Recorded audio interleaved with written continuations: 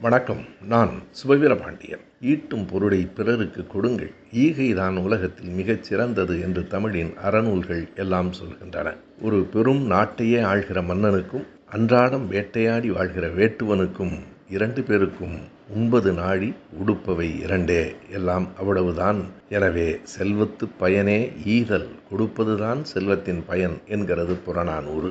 துய்த்து கழியான் துறவோர்க்கு ஒன்று ஈகலான், வைத்து கழியும் மடவோனை அவன் வைத்த பொருளும் நகும், உலகத்து அருளும் நகும் என்கிறது நாலடியார். ஈத்துவக்கும் இன்பம் அறியாதவர்கள்தான் வைத்திழக்கும் வன்கணவர் என்று கடுமையாக பேசுகிறது திருக்குறள். எனவே பொருளை பிறருக்கு கொடுங்கள் என்று எல்லா இலக்கியங்களும் சொல்கின்றன. சரி, நாம் ஈட்டியிருக்கிற பொருளை பிறருக்கு கொடுத்துவிட்டால் பிற்காலத்தில் நமக்கு தேவைப்படுகிற போது என்ன செய்வது என்று ஒரு கேள்வி எழுகிறது. இந்த குறள், இந்த பாடல் வரிகள் இவைகளெல்லாம் ஒரு நடுத்தட்டில் இருக்கிறவர்களுக்கு இல்லை, அன்றாடம் பாடுபட்டு உழைக்கிறவர்களுக்கு இல்லை. பெரும் பொருள் ஈட்டி வைத்து கொண்டு அதனை தானும் அனுபவியாமல் பிறருக்கும் கொடுக்காமல் இருக்கிறவர்களுக்காக சொல்லப்பட்ட வரிகள். பெரும் பொருள் ஈட்டுவோர் பிறருக்கும் கொடுங்கள்.